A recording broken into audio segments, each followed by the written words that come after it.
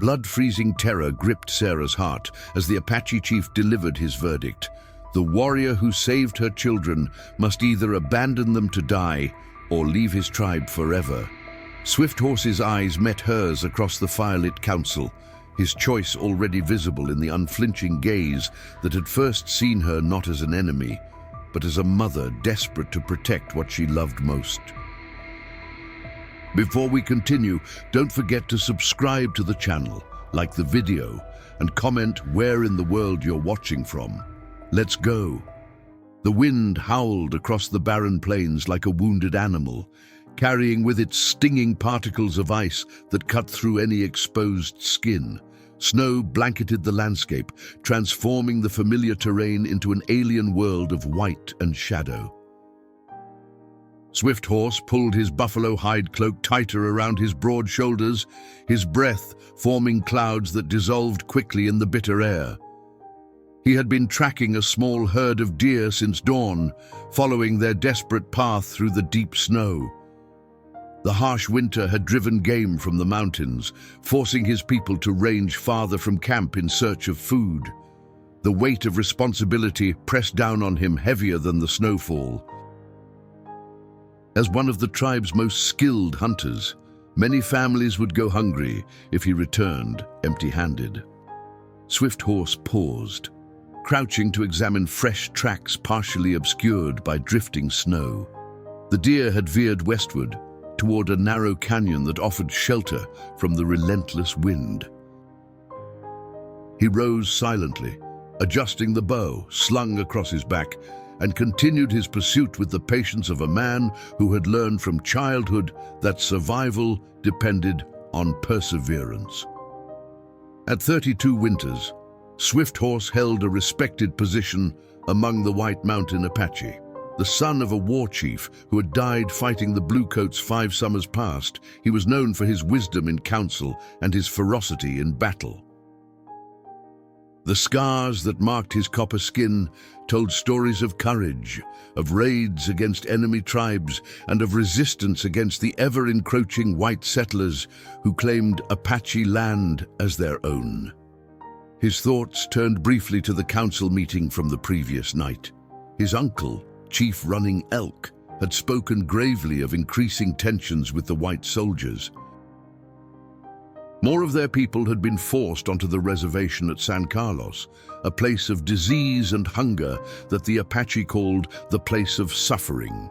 Swift Horse's band remained free, moving with the seasons across their ancestral hunting grounds, but all knew that freedom was growing more precarious with each passing moon.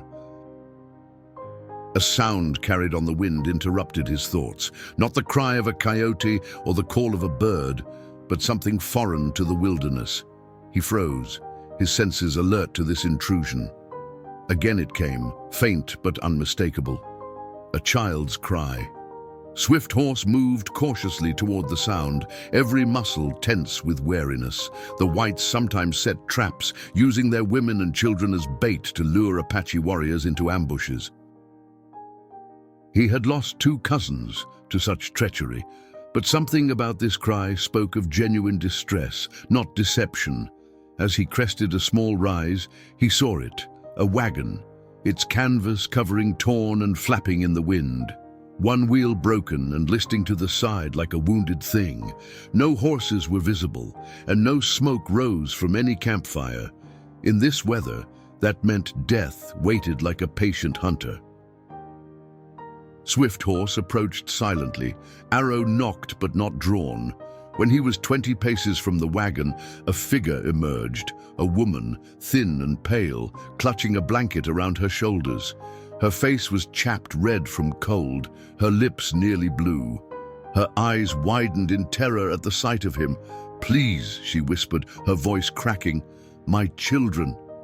She swayed on her feet, clearly at the edge of her strength. Behind her, whimpering sounds came from within the wagon.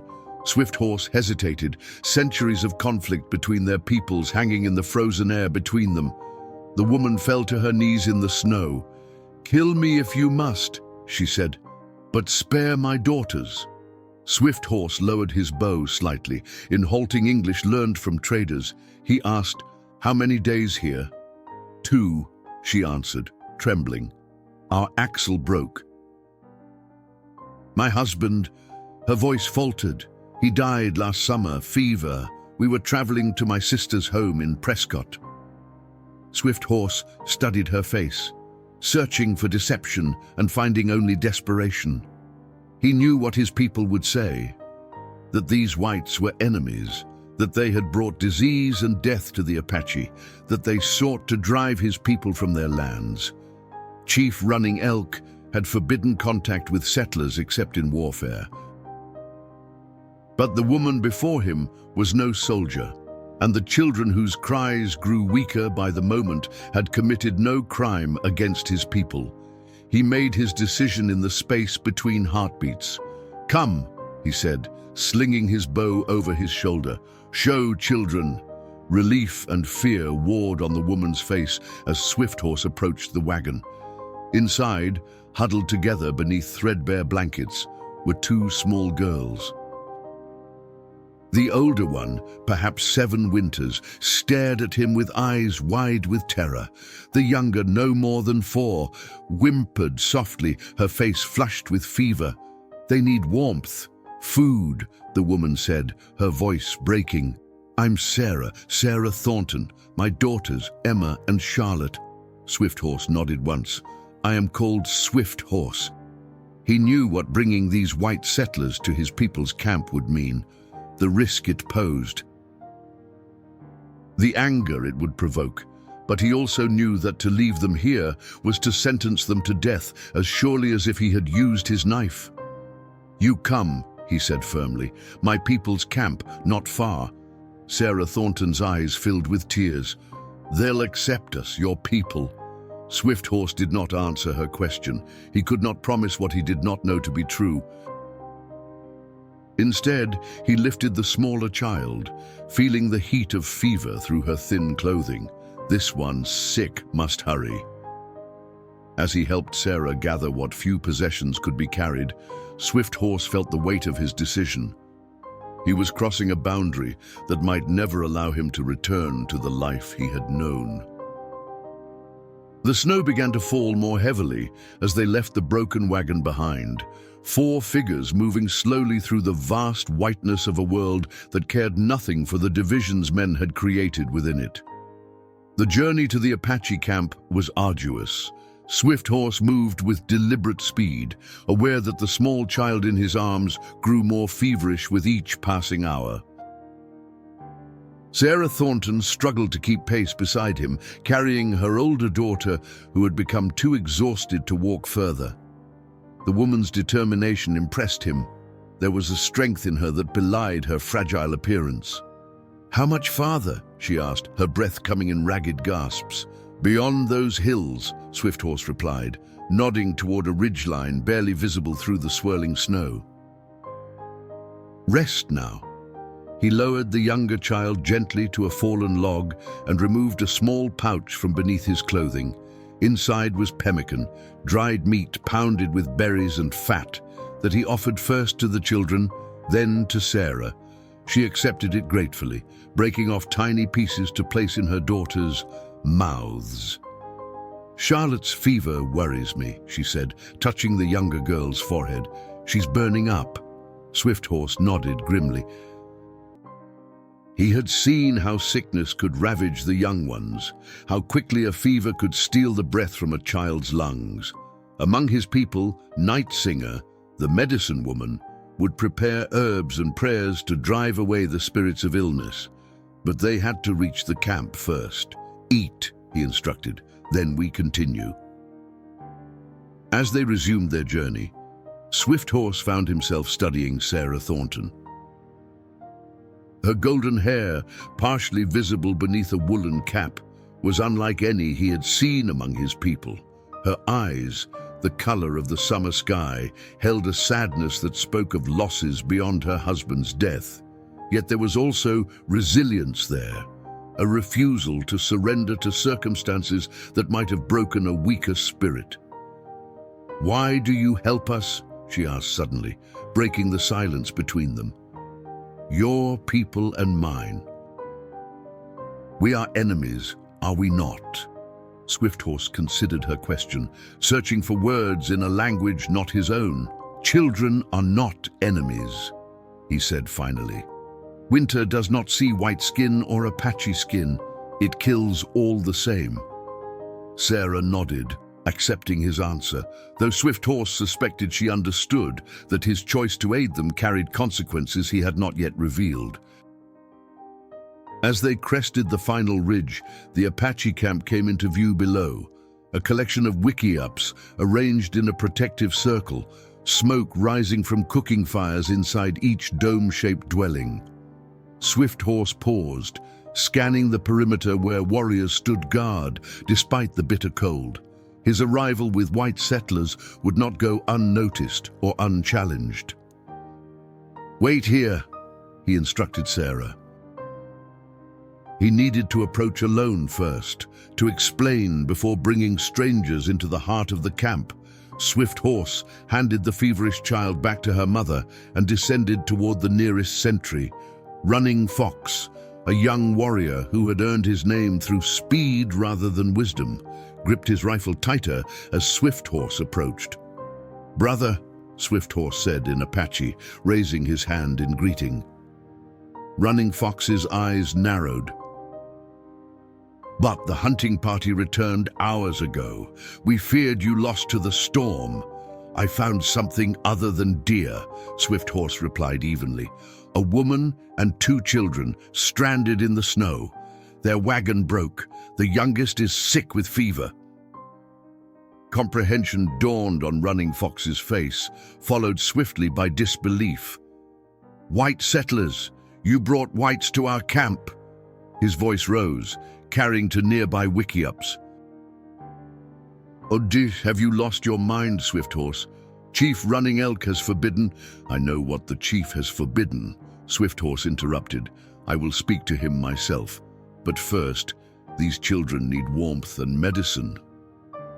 By now, others had emerged from their dwellings, drawn by the commotion. Swifthorse saw Nightsinger among them, her ancient face a map of wrinkles, her eyes still sharp despite her many winters. "Bring them," she called, her voice carrying surprising strength. "I will look at the sick one." Swifthorse nodded gratefully and turned back to retrieve Sarah and her daughters. As he helped them down the slope, he felt the weight of every gaze upon them. Sarah clutched Charlotte closer to her chest, while Emma pressed herself against her mother's side, eyes wide with fear at the unfamiliar faces surrounding them. "Oh, these people will not harm you," Swifthorse assured them, though he knew his promise might be beyond his power to keep once Chief Running Elk returned from the hunting party he led. Nightsinger approached, her gnarled hands reaching for Charlotte. Sarah hesitated, maternal instinct warring with desperate need for help. "She knows medicine," Swifthorse explained. "And she can help your daughter."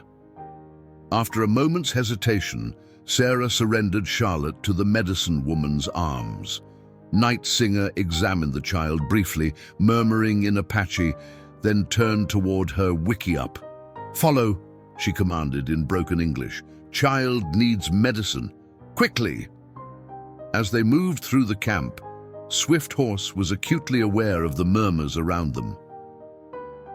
Some faces showed only hostility, others curiosity, and a few, mostly mothers with children of their own, reflected a reluctant sympathy. Inside Nightsinger's dwelling, warmth from a well-tended fire enveloped them. The air was fragrant with herbs hanging from the support poles. The old woman laid Charlotte on a bed of soft hides and began grinding roots and leaves in a stone mortar. "She very sick," Nightsinger said without looking up. "Lungs filled with water, needs strong medicine." Sarah knelt beside her daughter, stroking her flushed cheek. "Please help her," she whispered. "She's all I have, she and Emma." Nightsinger paused in her work, studying Sarah's face. Whatever she saw there must have satisfied her, for she nodded once and returned to her preparations with renewed vigor. Swift Horse moved toward the entrance. "I must speak with the chief when he returns. Will he send us away?" Sarah asked, the fear plain in her voice. Swift Horse did not lie to her. "He may. The decision is his to make. And if he does, we'll die out there." "I will not let that happen," Swift Horse replied with more certainty than he felt. As he stepped outside, he found Grey Wolf, his closest friend since childhood, waiting for him. In his friend's eyes, Swift Horse saw not condemnation but concern. "You have walked into the mouth of the bear, brother," Grey Wolf said quietly. "Running Elk returns before nightfall. Already some warriors speak of dishonor and betrayal." Swift Horse straightened his shoulders. "Would you have me leave children to freeze, to watch as the snow covered their bodies?" Grey Wolf sighed. "Your heart speaks louder than wisdom, as always. But this time, I fear its voice may lead you down a path from which there is no returning." As darkness fell over the camp, Swift Horse stood alone, watching the horizon where his chief would soon appear. The path ahead was uncertain, but of one thing he was sure: he could not regret the choice that had brought him to this moment. Chief Running Elk's hunting party returned as the first stars appeared in the eastern sky. Swift Horse watched their approach from the edge of the camp, his face impassive despite the turmoil within. 6 warriors followed the chief, dragging a sledge laden with 2 deer, a meager harvest that spoke of the winter's severity. Word of the white settlers' presence had clearly reached them before their arrival. Running Elk's weathered face was set in rigid lines as he dismounted, his dark eyes finding Swift Horse immediately. Though in his 50th winter, the chief moved with the fluid grace of a much younger man, his authority evident in every deliberate gesture. "Nephew," he said, the single word carrying the weight of disappointment. Swift Horse stepped forward, meeting his uncle's gaze directly. "Uncle, I must speak with you." "So I have heard." Running Elk handed his rifle to a waiting warrior. "You bring enemies into our camp while our men are away hunting. You risk all our lives for the sake of white settlers." "Not enemies," Swift Horse countered. "A woman and 2 small children, lost in the storm. The youngest is sick with fever." Running Elk's expression did not soften. "The whites are all enemies, whether they carry rifles or cradles. Have you forgotten what happened at Yellow Creek? How they murdered our women while the men were away? How your own father died with 7 bullets in his chest while trying to negotiate peace?" Swift Horse felt the familiar stab of grief at the mention of his father. "I have forgotten nothing," he said quietly. "But these deaths will not restore our dead to life." Around them, the camp had gone silent, every ear straining to hear the exchange between chief and warrior. Even the children, usually boisterous despite the cold, stood still beside their mothers. "Take me to them," Running Elk commanded. Swift Horse led the way to Night Singer's wickiup. Inside, the medicine woman knelt beside Charlotte, who lay wrapped in furs, her breathing labored but steadier than before. Sarah sat nearby, cradling Emma against her chest. The older girl had finally succumbed to exhaustion, her small body limp with sleep. Sarah looked up as they entered, instinctively tightening her hold on Emma. Something in Running Elk's bearing told her that this was a man of importance, one who held their fate in his hands. "Chief," Night Singer acknowledged without ceasing her ministrations. "The child improves, but slowly. The fever spirit fights hard." Running Elk studied the scene before him, the white woman with her golden hair falling loose about her shoulders, the sleeping child in her arms, the feverish one beneath Night Singer's care. His face revealed nothing of his thoughts. "Why do you travel alone with children in winter?" he asked Sarah directly. She straightened her spine, meeting his gaze with quiet dignity, despite her fear. "My husband, Thomas, died of typhoid fever last summer. We lost our farm near Flagstaff when I couldn't keep up the payments. My sister in Prescott offered us shelter, but our wagon broke in the storm. If your warrior hadn't found us..."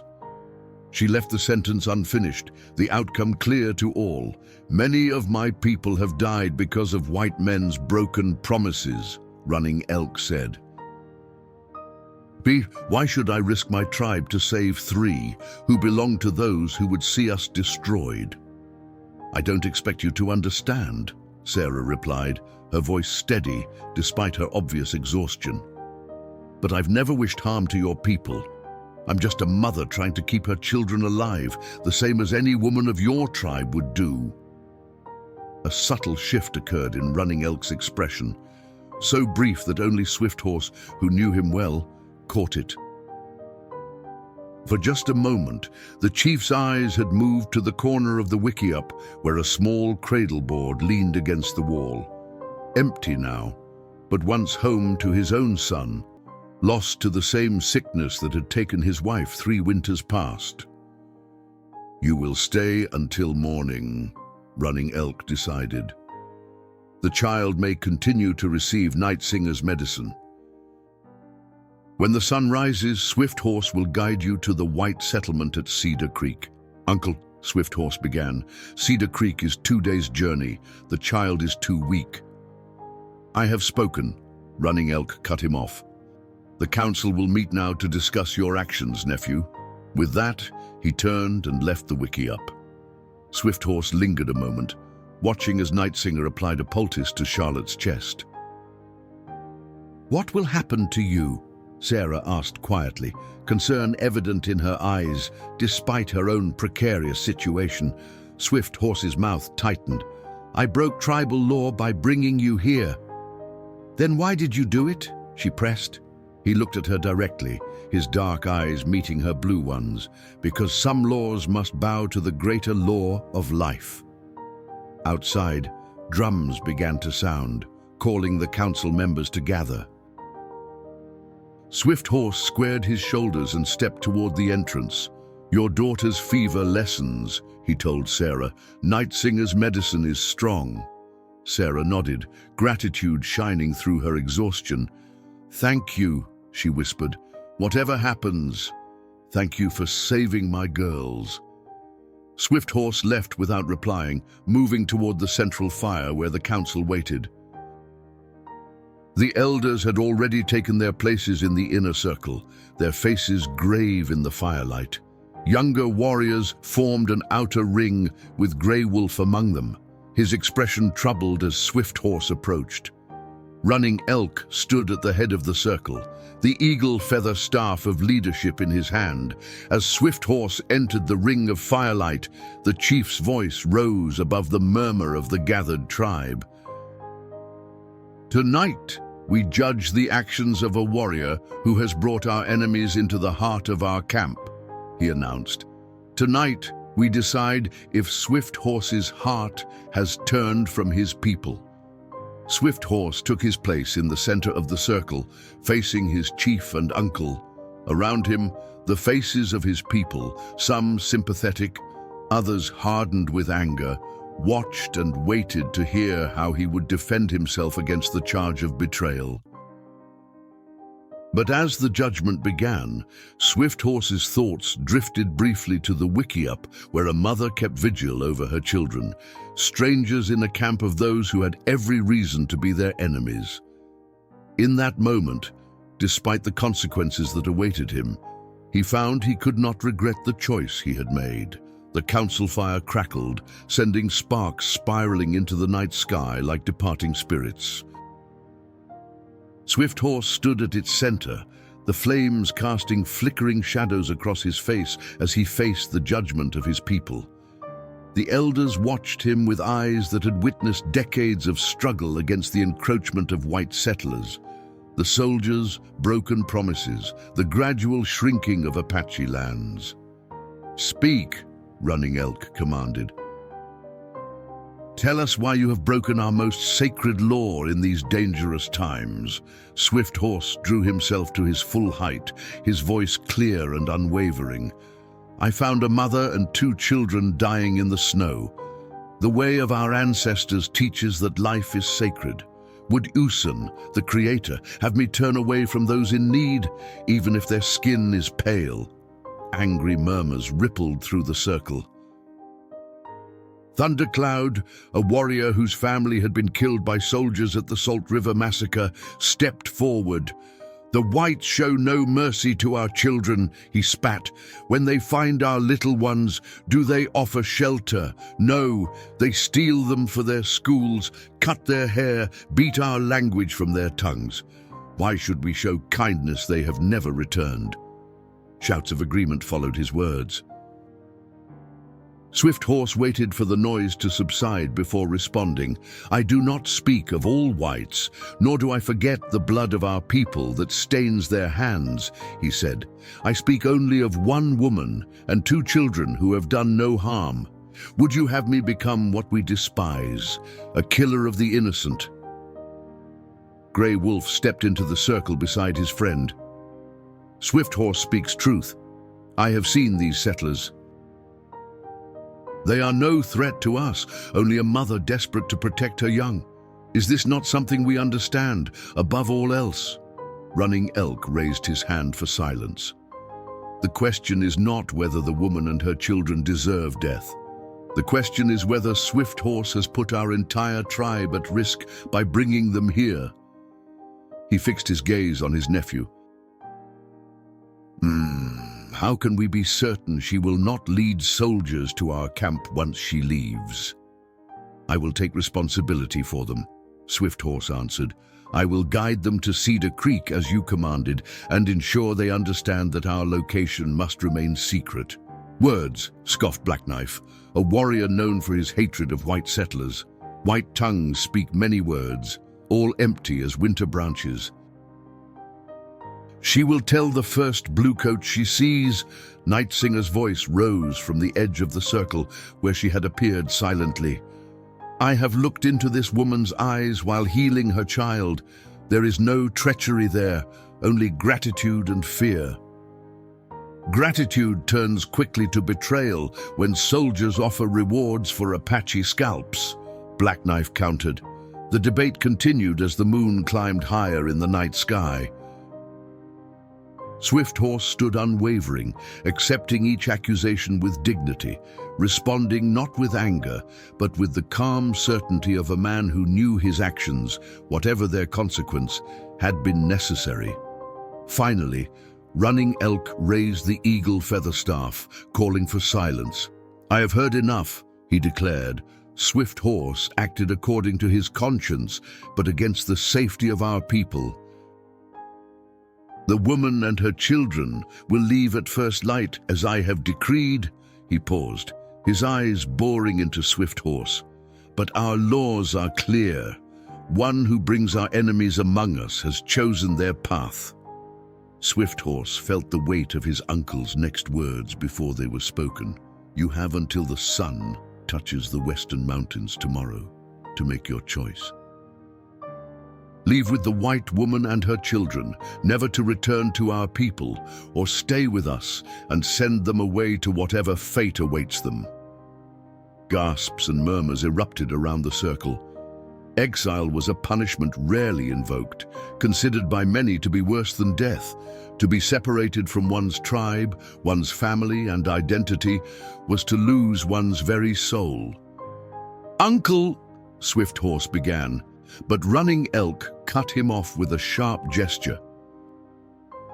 "The council has spoken. Until tomorrow, the woman and her children remain under your protection. Guard them well, for their safety is now tied to your honor." With that pronouncement, the council dispersed, leaving Swift Horse standing alone by the dying fire.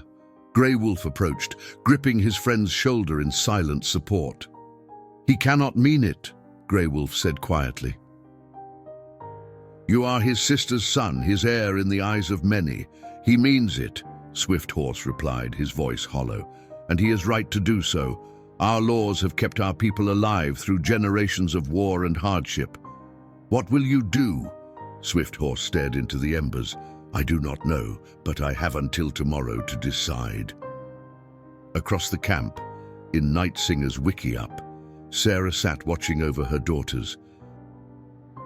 Charlotte's fever had broken during the council meeting, her small body now peaceful in sleep rather than racked with chills. Emma curled beside her sister, one arm protectively draped across the younger child. When Swift Horse entered, Sarah immediately sensed the change in him. His shoulders, always proud, now carried an invisible burden. What happened? She asked softly, careful not to wake the children. We leave at first light, he replied. I will take you to Cedar Creek Settlement. Sarah studied his face in the dim light. There's more, isn't there? What did they do to you because of us? Swift Horse hesitated, then lowered himself to sit across the fire from her. My chief has given me a choice. I may return to my people after delivering you safely, but only if I send you away now, tonight, to face the winter alone. Sarah's hand flew to her mouth. Or I may accompany you to the settlement, but never return to my tribe. The enormity of his situation crashed over Sarah like a wave. This man, a stranger hours ago, faced losing everything he had ever known because he had chosen to save her children.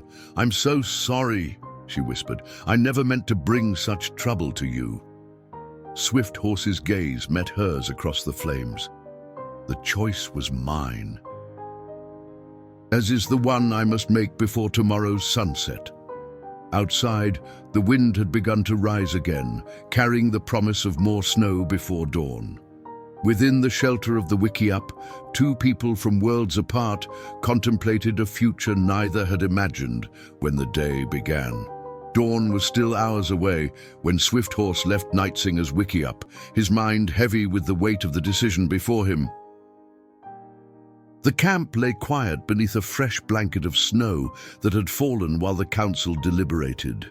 Only the sentries remained awake, their silhouettes visible against the star-filled sky as they maintained their vigil around the perimeter. He walked to the edge of the camp, to a jutting rock formation that overlooked the valley below.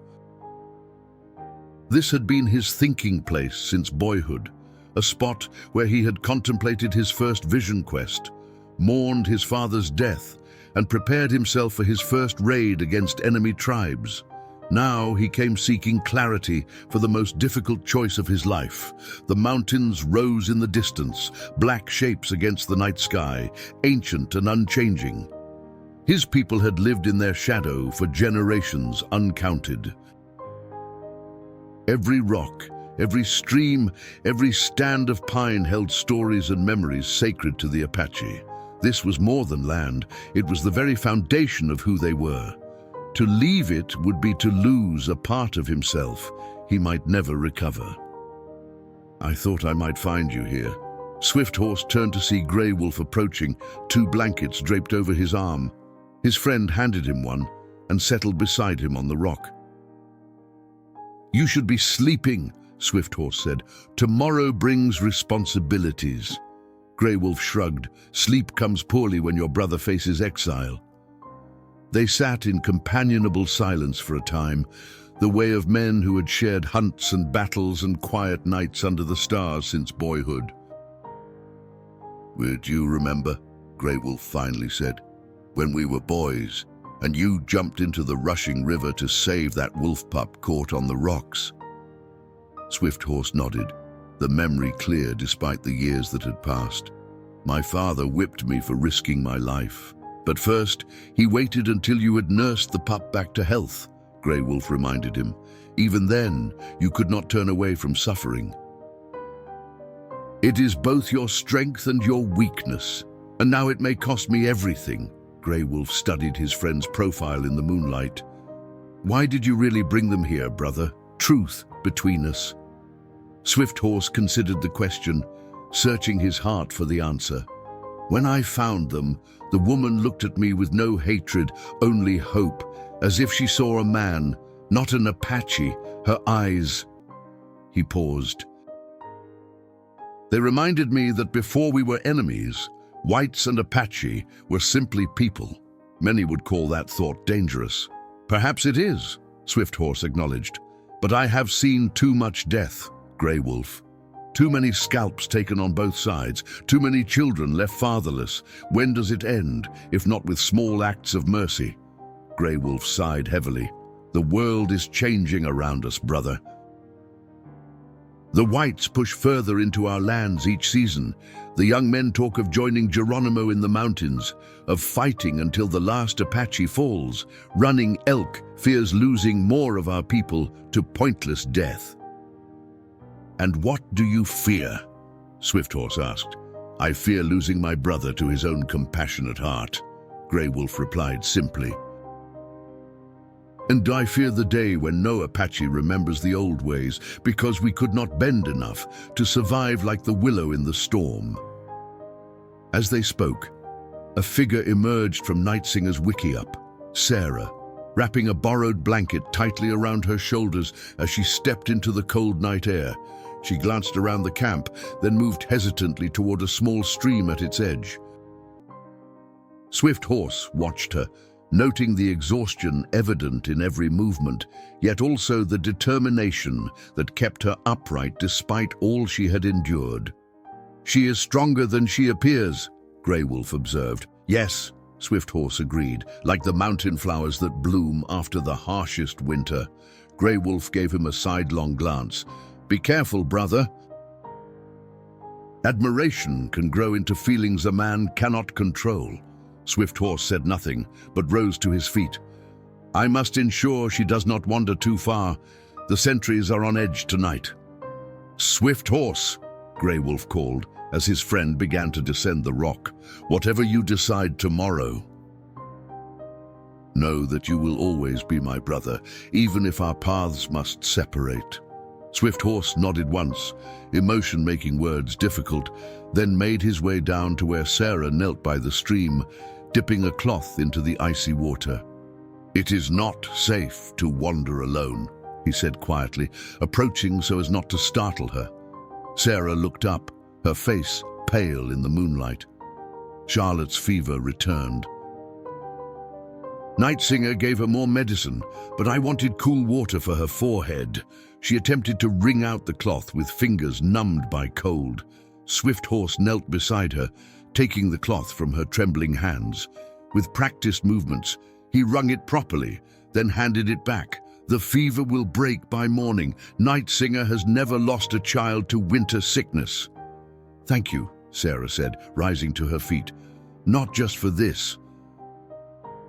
For everything. I know what your kindness has cost you. Swift Horse escorted her back toward the wickiup, conscious of eyes watching from darkened dwellings. I have not yet made my choice, he reminded her. Haven't you? Sarah's voice was soft but certain. You're not a man who would send a woman and her children alone into the wilderness to die, no matter what it costs you.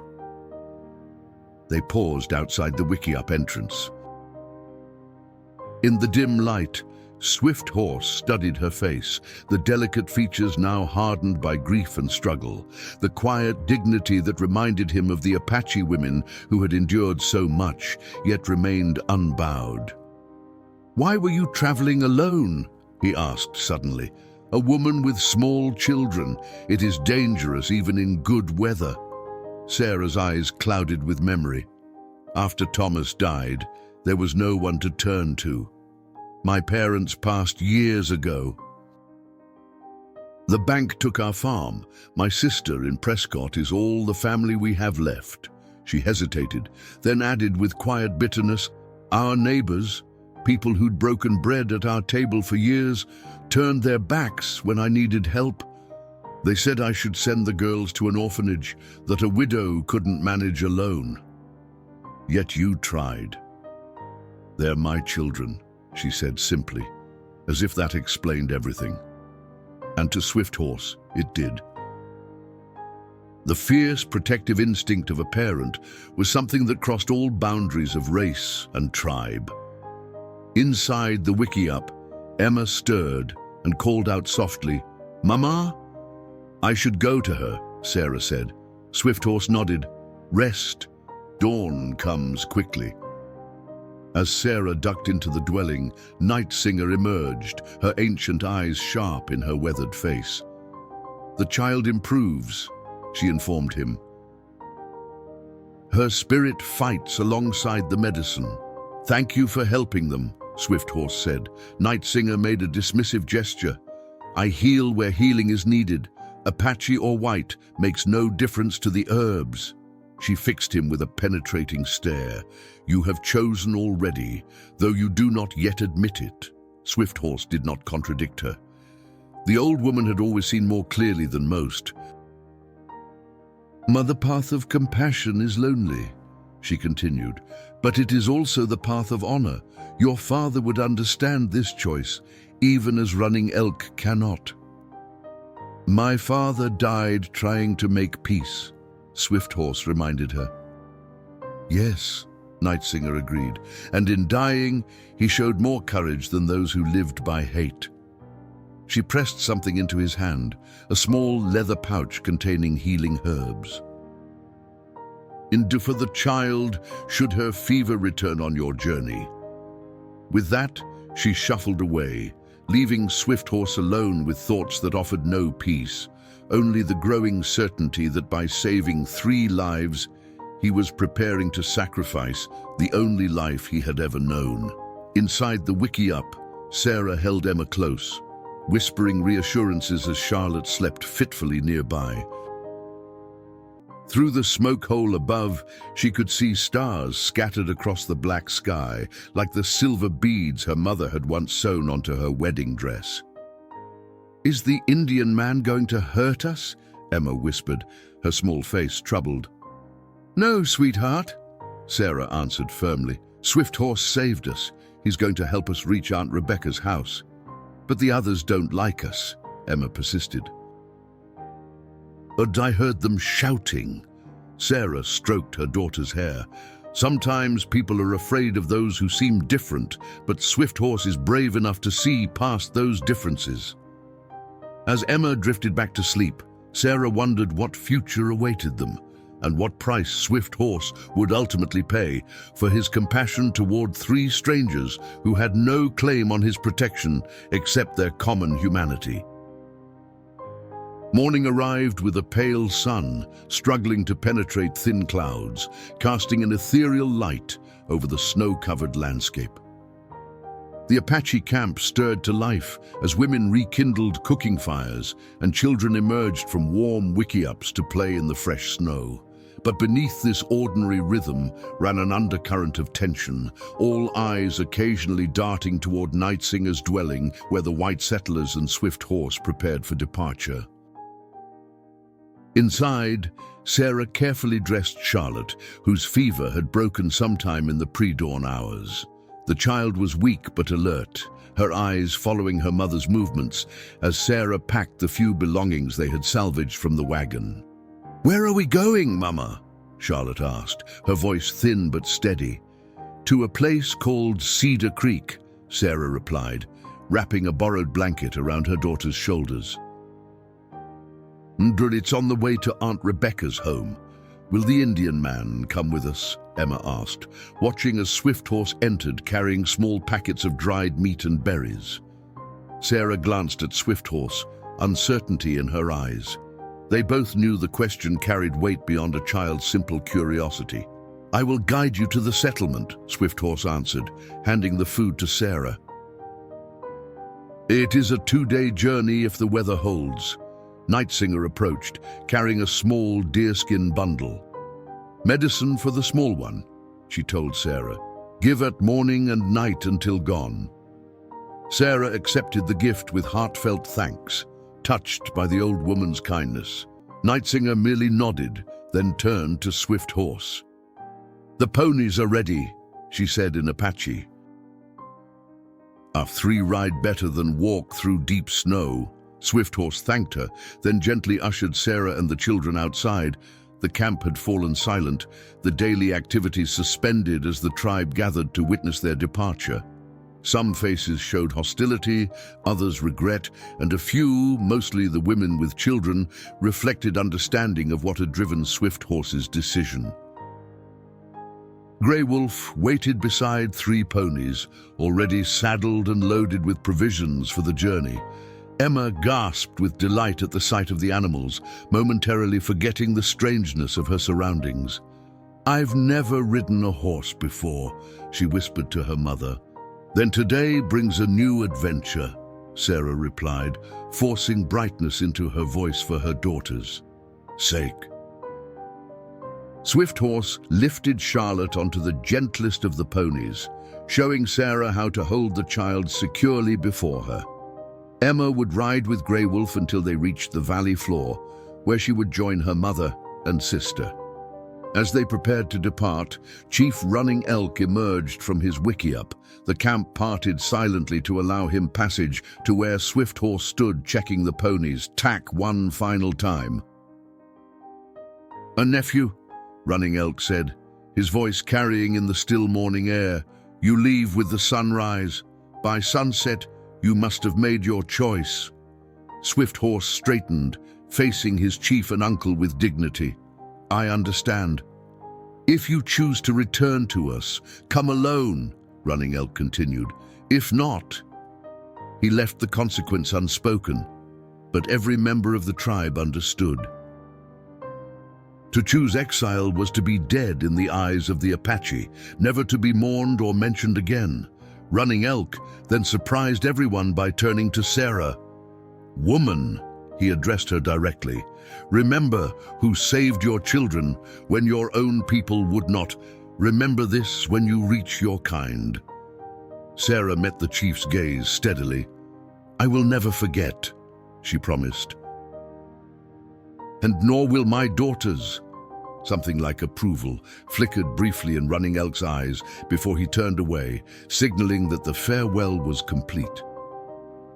One by one, tribal members approached Swift Horse. Some merely touched his arm in silent farewell.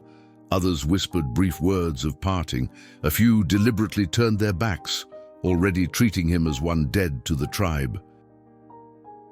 Black Knife and his followers watched from a distance, satisfaction evident in their expressions at what they perceived as justice. Last came Grey Wolf, who embraced his friend fiercely. "Return to us, brother," he whispered. "Do not let this be our final parting."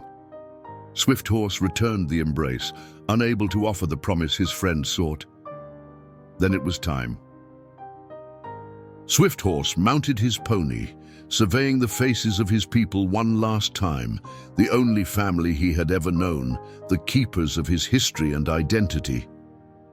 Without a word, he turned his mount and led the small party away from the camp, following a trail that wound down through the pine forest toward the open plain below. Behind them, the camp returned slowly to its routines, though many eyes followed their progress until they disappeared among the trees. Only Grey Wolf remained watching long after they had vanished from sight, his heart heavy with the knowledge that his friend might never return. The journey through the forest was slow but peaceful. The snow had stopped, and occasional breaks in the clouds allowed shafts of sunlight to penetrate the pine canopy, creating dazzling patterns on the white ground. Charlotte dozed against her mother's chest, while Emma marveled at everything around her, pointing excitedly at a fox darting between trees or the tracks of deer crossing their path. By midday, they had reached the valley floor, where the forest gave way to rolling hills covered in snow-dusted sage and juniper. Swift Horse called a halt beside a frozen stream, helping Sarah and the children dismount to rest while he broke through the ice to water the ponies. How much farther to Cedar Creek?" Sarah asked, settling Charlotte on a blanket in a patch of sunlight.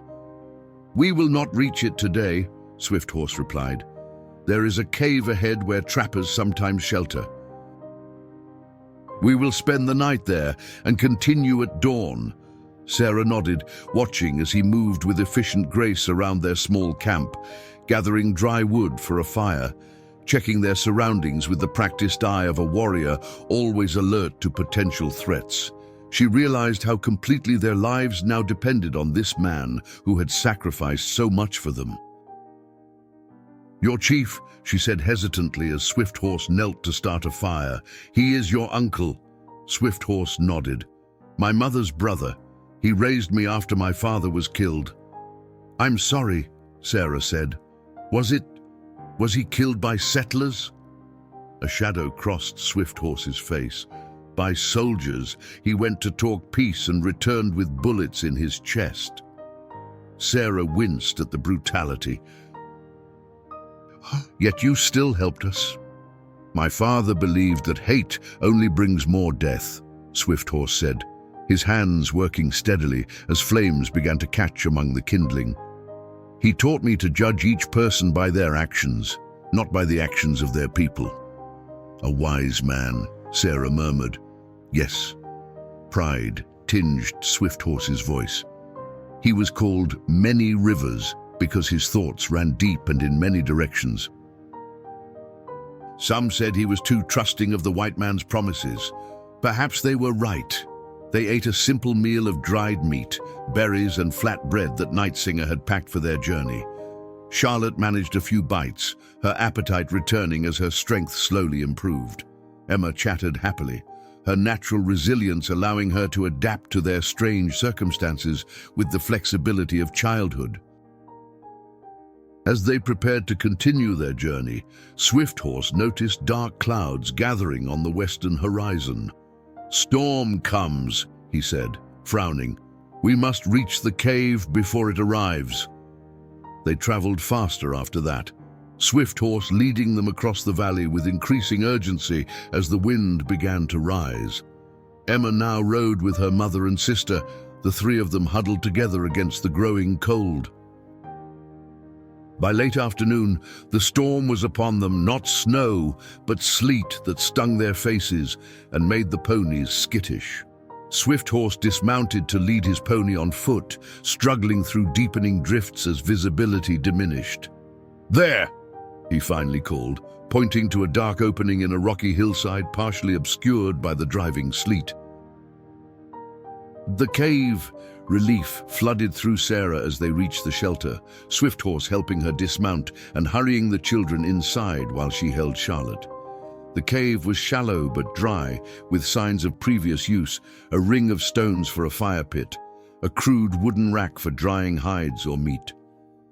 Swifthorse quickly built a fire, its warm glow transforming the cold cave into a haven against the howling storm outside. He brought the saddlebags in, then returned to secure the ponies in a sheltered area beside the cave entrance. As the children huddled near the fire, wrapped in blankets, Sarah approached Swifthorse, where he stood watching the storm. "Thank you," she said simply. "Again." He glanced at her, then back to the white curtain of sleet that had enveloped the landscape. "No need for thanks." "There is every need," Sarah insisted.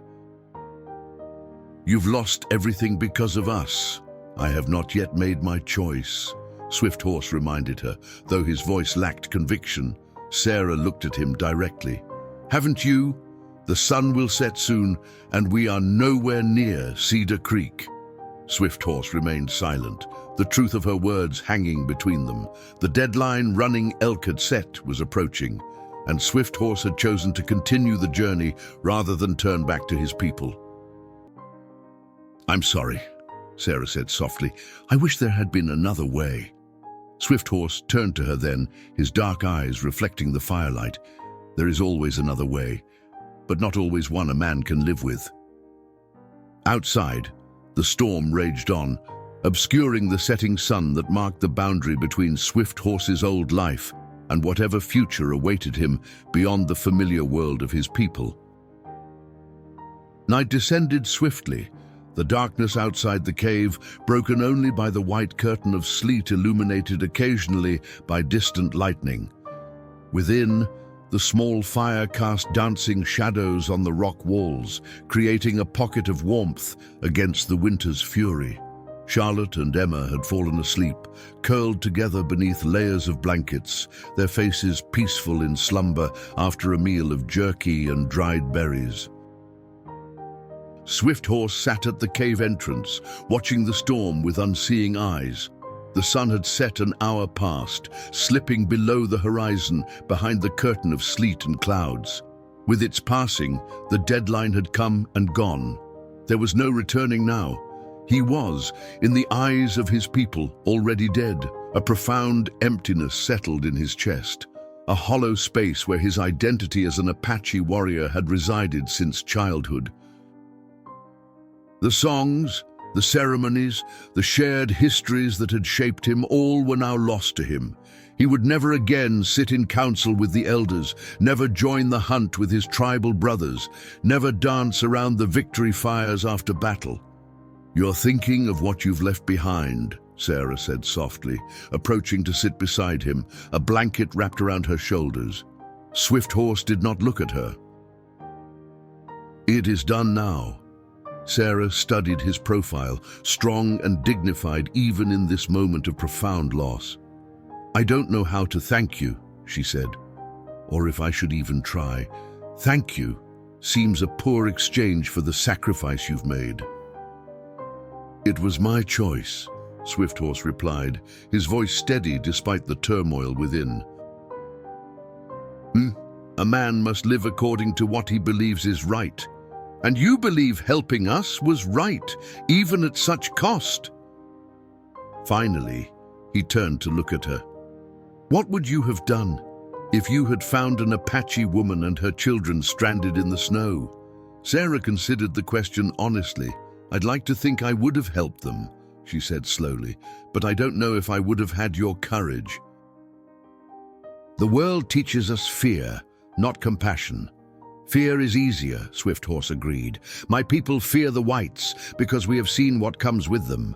Disease, alcohol, broken treaties, soldiers who kill without honor. Your people fear us because we fight to keep what is ours, and our ways are strange to you." "Not so strange," Sarah said quietly. "I see how your people care for their children, how they honor their elders." "In many ways, they are like any family." Swifthorse nodded, surprised and touched by her perception. Few whites had ever seen the Apache as people with families and traditions worthy of respect. A comfortable silence fell between them, broken only by the crackling of the fire and the storm's howl outside. "Tell me about your husband," Swifthorse said suddenly. Sarah's eyes widened slightly at the unexpected question, then grew distant with memory. "Thomas was a kind man, gentle. He taught school before we married, but he dreamed of having his own farm." A sad smile touched her lips. "He wasn't really suited for farming. He was better with books than with crops, but he worked so hard." "You loved him," Swifthorse observed. "Yes," Sarah replied. "It wasn't the grand passion you read about in novels, but it was a good marriage, comfortable, safe."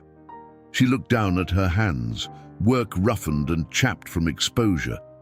"When the fever took him, it was as if the ground disappeared beneath my feet.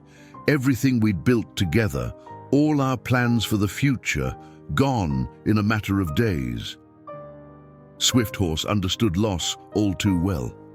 He had watched his father die, had buried too many friends and relatives killed in the ongoing conflict with white settlers and soldiers. "How did you survive?" he asked. "The only way I could," Sarah answered. "One day at a time. Emma and Charlotte needed me, so I kept going. Sold what I could to pay the bank, worked until my hands bled. And when that wasn't enough," she shrugged, "we left for my sister's home." "You are strong," Swifthorse said, "like Apache women." Sarah smiled faintly at the unexpected compliment. "Necessity makes us strong. But what about you?" Were you married among your people? Swift Horse shook his head.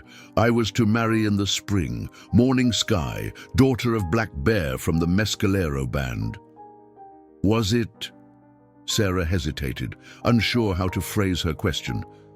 Was it arranged by your families? Her father and mine were friends, Swift Horse explained.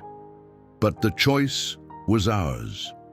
Morning sky is beautiful, skilled in the women's crafts. She would have made a good wife. You speak as if you cared for her, Sarah observed. I respected her, Swift Horse replied carefully. Caring would have come with time, as it does in many marriages. A gust of wind drove sleet harder against the cave entrance, causing the fire to flicker wildly. Swift Horse rose to place more wood on the flames, his movements deliberate and practiced. Were you afraid? Sarah asked as he settled back beside her. When you decided to help us, knowing what it might cost? Swift Horse considered the question. Not afraid, he said finally, but aware. Each choice shapes the path a man walks.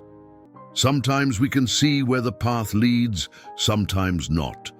But once the step is taken, there is no return. A small sound from the back of the cave drew their attention. Emma had awakened and was watching them with curious eyes. Seeing them looking at her, she rose and padded over on bare feet, dragging her blanket behind her.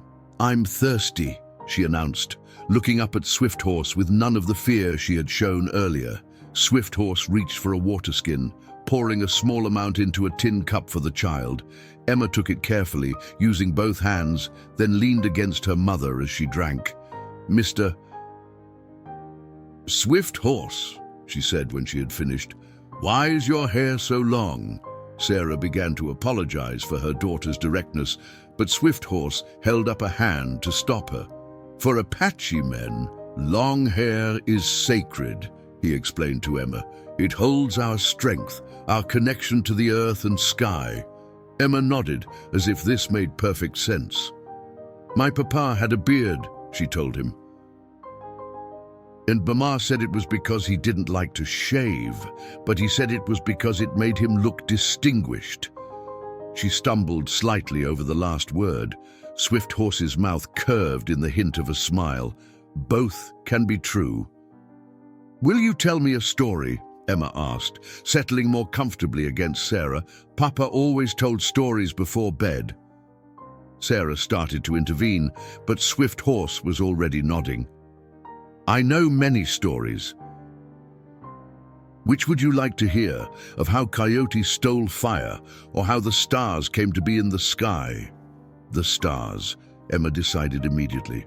Swift Horse shifted to face the fire, his voice taking on a rhythmic quality that reminded Sarah of the cadence of prayer. Long ago, when the world was new, the night sky was dark, with no stars to light the way for travelers. In those days, first man and first woman walked the earth, learning its ways. As he spoke, weaving the ancient Apache creation tale with practiced ease, Sarah watched her daughter's eyes grow wide with wonder. Even Charlotte stirred in her sleep, turning toward the sound of Swift Horse's voice, as if drawn by its steady, reassuring rhythm. The story, with its intertwined themes of sacrifice and transformation, of darkness yielding to light, seemed to fill the small cave with something larger than themselves, a sense of continuity, of wisdom passed down through generations. When Swift Horse finished, Emma sighed contentedly. That was better than Papa's stories about princesses, she declared. Will you tell me another tomorrow night? Swift Horse glanced at Sarah, then back to Emma. If your mother permits, of course, Sarah said softly. Now back to bed, Emma, it's late, and we have far to travel tomorrow. As Emma reluctantly returned to her sleeping place beside Charlotte, Sarah turned to Swift Horse. You're good with children. Children see with clearer eyes than adults, he replied. They have not yet learned to hate what is different.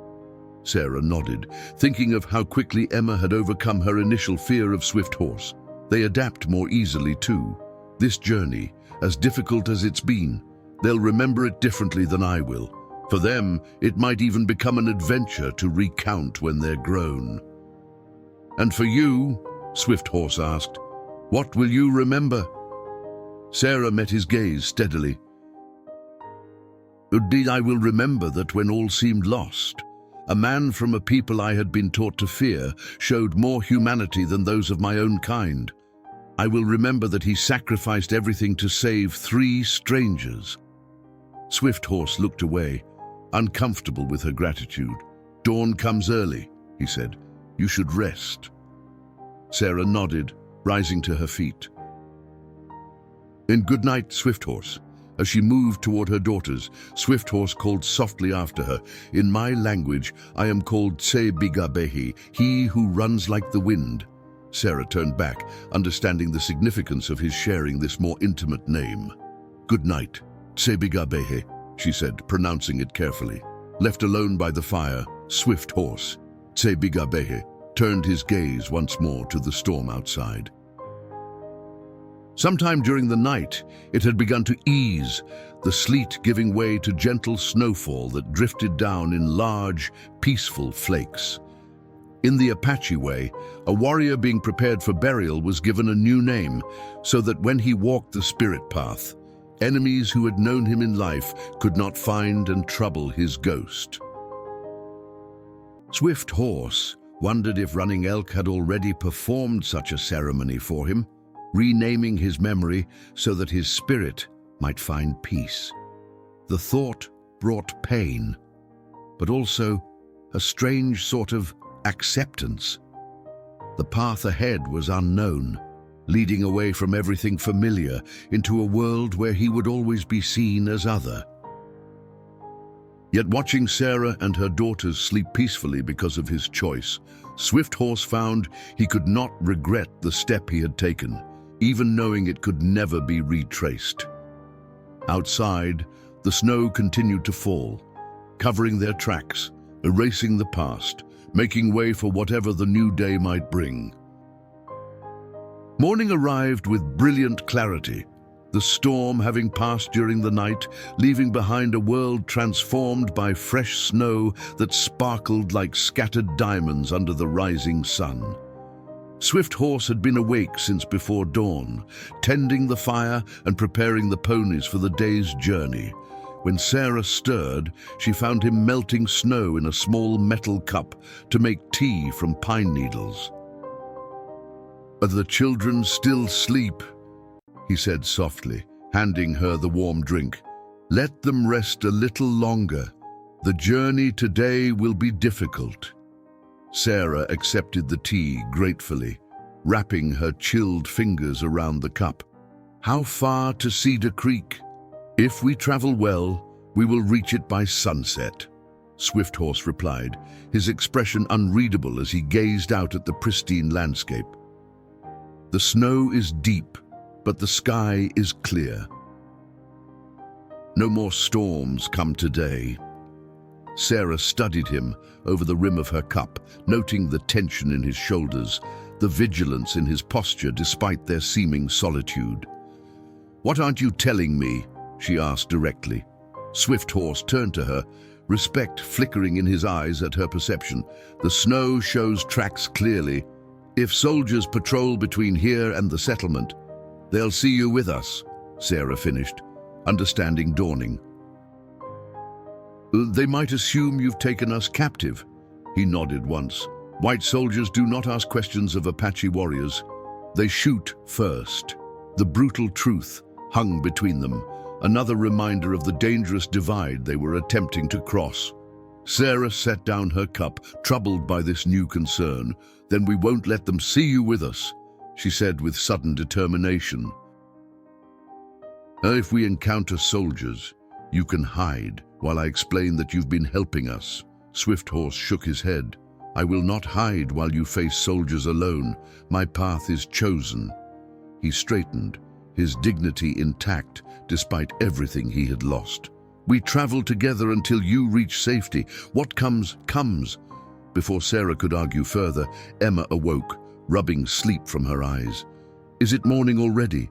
she asked, yawning widely. "I'm hungry." The moment of tension broke as Swift Horse produced dried apples and the last of the bread from their provisions. Charlotte joined them soon after, her color much improved, the fever having finally broken during the night. She accepted a piece of apple from Swift Horse without hesitation, a small but significant sign of growing trust. They set out within the hour, Swift Horse leading them across the snow-covered valley toward a distant ridge of hills. Cedar Creek, he explained, lay just beyond those hills, nestled in a sheltered valley that had attracted white settlers with its fertile soil and abundant water. The day warmed gradually as they traveled, the sun's strength melting the snow's crust and making the going slower. Emma rode with her mother now, while Charlotte, still weak but improving steadily, traveled with Swift Horse. The little girl had been shy with him initially, but as the morning progressed, she began to ask questions about everything they passed. The tracks of rabbits in the snow, the names of distant mountains, the meaning of the hawk's cry overhead. Swift Horse answered each question patiently, his natural reserve softening as he shared his deep knowledge of the land with the curious child. Sarah, watching them together, felt a pang that transcended gratitude. There was something about seeing this strong, solemn man gently explaining the world to her daughter that touched her in unexpected ways. By midday, they had reached the base of the hills. Swift Horse called a halt beside a cluster of boulders that offered some shelter from the light breeze. As they ate a simple meal, he studied the terrain ahead with growing concern. "What is it?" Sarah asked, noticing his frown. "Many tracks," he replied, pointing to where the snow was disturbed along what appeared to be a trail, winding up into the hills. "Horses, men with boots, not settlers." "Soldiers, or perhaps miners." Sarah felt a chill that had nothing to do with the winter air. Recent, since the storm. Today, Swift Horse's expression was grave. "We must be careful. There is another way, but it is longer." "How much longer?" "Too long before dark," he admitted. "And we would need to camp another night, and our food runs low." Sarah looked at her daughters, Charlotte still recovering from fever, Emma's face already showing fatigue despite her childish resilience. Another night exposed to the elements risked their health. "We'll continue," she decided, but cautiously. Swift Horse nodded, helping them back onto the ponies. "Stay close," he instructed. "If trouble comes, do as I say without question." They began the ascent into the hills, following a game trail that paralleled the more traveled path where the disturbing tracks had been found. The going was steeper here, the ponies picking their way carefully over rocky ground, partially concealed by snow. Swift Horse walked ahead, leading his mount, alert to every sound and movement around them. They had been climbing for perhaps an hour when Swift Horse suddenly raised his hand, signaling them to stop. Sarah immediately reined in her pony, holding Emma tightly against her. "What is it?" she whispered. Swift Horse didn't answer immediately, his head cocked as he listened intently. Then Sarah heard it too, men's voices, carried on the breeze from somewhere up the trail. Swift Horse motioned them off the path, guiding the ponies behind a stand of junipers that offered some concealment. "Stay here," he murmured, taking his bow from its case and stringing it with practiced efficiency. "Do not move until I return." "You can't go alone," Sarah protested, but Swift Horse was already slipping away, moving silently through the trees with the natural stealth of a hunter. Left alone with her daughters, Sarah dismounted, helping the girls down as well. "We need to be very quiet," she whispered, "like playing hide and seek." Emma nodded solemnly, while Charlotte pressed closer to her mother, sensing the tension despite Sarah's attempt to remain calm. Minutes stretched interminably as they waited, the winter sun beginning its westward descent, shadows lengthening across the snow. Sarah strained to hear anything beyond the occasional stamping of the ponies and the wind sighing through the junipers. Finally, Swift Horse reappeared as silently as he had left, materializing from between the trees like a spirit. His face was grim. "Soldiers," he said quietly. "6 of them, making camp in a clearing ahead. They block our path to Cedar Creek." Sarah's heart sank. "Is there no way around them?" Swift Horse shook his head. "Why not before nightfall? And they have dogs that would catch our scent." He hesitated, then added, "They carry fresh Apache scalps on their saddles." Sarah's hand flew to her mouth in horror. "Scalps? But that's barbaric." Swift Horse finished, a rare bitterness edging his voice. "Yes, yet it is my people who are called savages." Sarah had no answer to that terrible truth. The soldiers ahead were not protectors of innocent settlers, but hunters of human beings, men who took gruesome trophies from their victims. "What do we do?" she asked, hugging her daughters closer.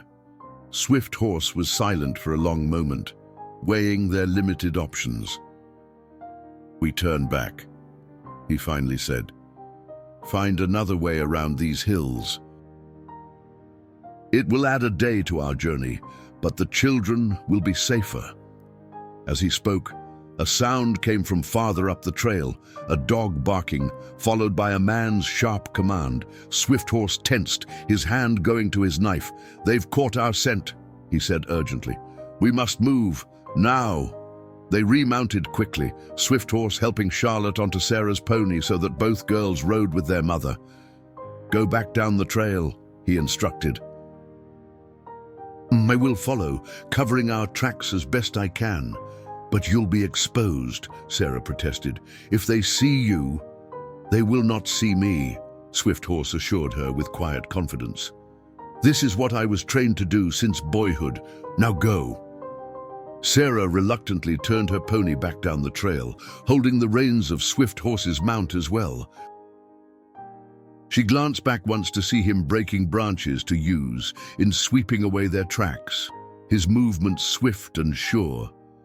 They had descended perhaps half the distance to the valley floor when the first shot rang out, the report echoing off the hillsides. Emma cried out in fear, and Charlotte began to weep softly against Sarah's chest.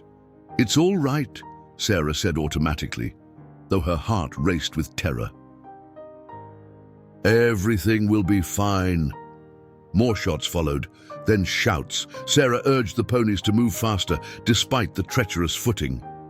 At any moment, she expected to hear Swift Horse's cry of pain or the thunder of pursuing hoofbeats behind them. Instead, after what seemed an eternity, a shadow moved alongside them. Swift Horse, running with incredible speed through the trees parallel to their path. "Keep going," he called softly. The soldiers follow, but slowly. Their horses struggle in the deep snow.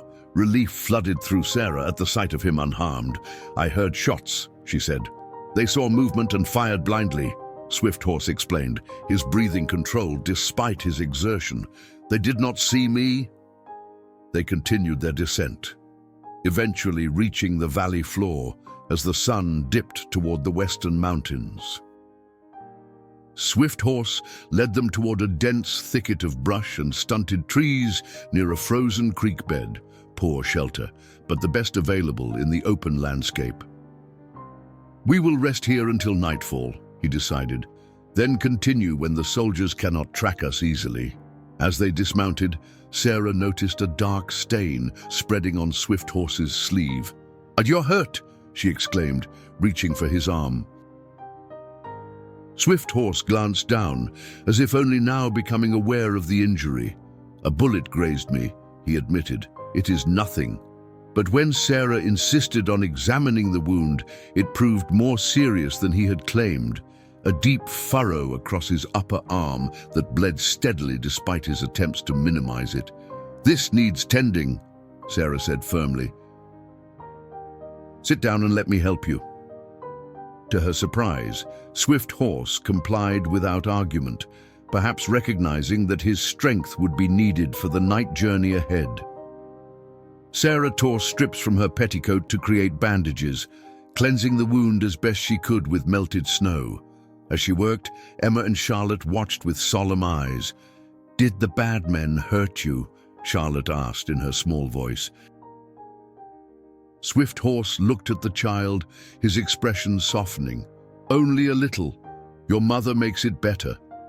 "Mama always makes hurts better," Charlotte said with complete confidence. "She kissed my forehead when I was sick, and the hot feeling went away." Swift Horse's mouth curved slightly. "Then perhaps I need such medicine as well." Sarah felt a blush rise to her cheeks at his unexpected humor. "I think clean bandages will suffice," she said, finishing the wrapping with practiced hands. "There, try not to use that arm too much." "Thank you," Swift Horse said, their eyes meeting briefly. In that moment, something passed between them, an acknowledgement of the growing bond that transcended their different worlds. As twilight deepened around them, Sarah settled the children for a brief rest before their night journey. Emma, exhausted by the day's events, fell asleep almost immediately, but Charlotte remained awake, watching Swift Horse with curious eyes. "Are you afraid of the bad men?" she asked him suddenly. Swift Horse considered the question with the seriousness it deserved. "A warrior respects danger," he replied, "but fear serves no purpose when there is no choice but to face it." "I was afraid when Papa died," Charlotte confided. Mama said it was all right to be scared sometimes." "Your mother is wise," Swift Horse said gently. "There is no shame in fear, only in letting it rule your actions." Charlotte seemed satisfied with this answer, her eyelids growing heavy as sleep finally claimed her. Sarah, listening nearby, found herself wondering at the strange turns of fate that had brought this extraordinary man into their lives at the moment of their greatest need. As darkness settled over the land, Swift Horse rose to prepare for their continued journey, his wounded arm held carefully at his side. The path ahead remained dangerous, with soldiers behind them and an uncertain welcome awaiting them in Cedar Creek. Yet watching him move with quiet determination, despite his injury, Sarah felt a fragile hope beginning to take root in her heart. Night fell like a velvet cloak over the land, the nearly full moon casting a silvery glow across the snow that made the landscape almost as bright as day. Stars emerged one by one, filling the vast Arizona sky with their cold, distant fire. In another time, Swift Horse might have read the heavens for guidance, finding meaning in the eternal patterns that had directed his people for generations. Tonight, he looked up and saw only stars, beautiful but silent, offering no answers to the questions that plagued him. "It's time," he said quietly to Sarah, who sat with her daughters huddled against her for warmth. "The soldiers will be camped for the night, but we must move carefully. The moon is bright." Sarah nodded, gently waking Emma and Charlotte. The children stirred reluctantly, Emma whimpering at being roused from sleep. "Just a little longer, sweetheart," Sarah murmured, helping them to their feet. "We need to travel while it's quiet." Swift Horse had spent the brief rest period scouting their surroundings, finding a route that would take them wide around the hills where the soldiers were encamped. It would add miles to their journey, but safety demanded caution. His wounded arm throbbed dully beneath the bandages Sarah had applied, but he had endured far worse in his years as a warrior. They mounted the ponies silently, Swift Horse taking Charlotte with him despite his injury. The little girl settled against him with a trust that touched him deeply, her small hands gripping his arm as they set off across the moonlit valley. "Are we going to Aunt Rebecca's house?" Charlotte asked sleepily. "Up first to Cedar Creek," Swift Horse replied. "Then your aunt's home in Prescott. Will you come with us to Aunt Rebecca's too?" The innocent question caught Swift Horse unprepared. He glanced over at Sarah, who rode nearby with Emma, close enough to overhear. He hesitated. "I do not know what path I will walk after Cedar Creek." "You should come with us," Charlotte said decisively. "Mama smiles more when you're around."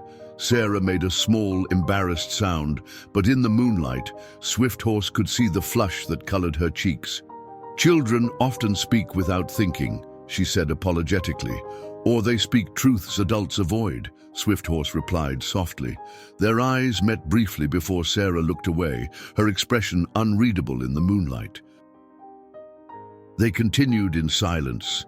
The only sounds the soft crunch of snow beneath the pony's hooves and the occasional call of a night bird. The route Swift Horse had chosen took them through a shallow valley, then across a frozen stream where they stopped briefly to rest the ponies and drink from a spring that bubbled unfrozen despite the winter cold. As they prepared to continue, Swift Horse noticed Sarah shivering despite her layers of clothing.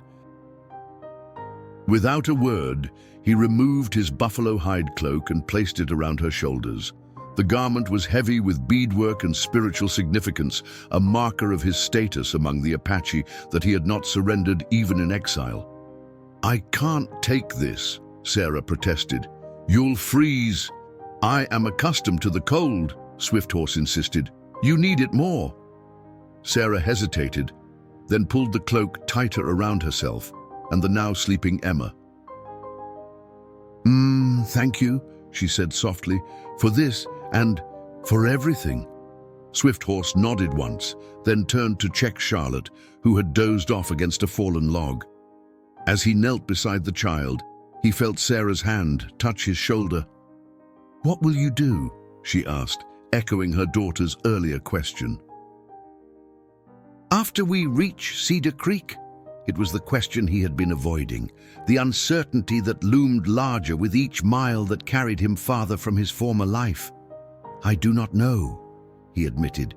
"I cannot return to my people, yet I do not belong among the whites." "You could—" Sarah began, then faltered. "That is, perhaps my sister would—" She shook her head, frustrated by her inability to articulate what she wanted to say. Swift Horse turned to face her fully. "Your people would not accept an Apache living among them," he said gently, "especially not one who has counted coup against white soldiers."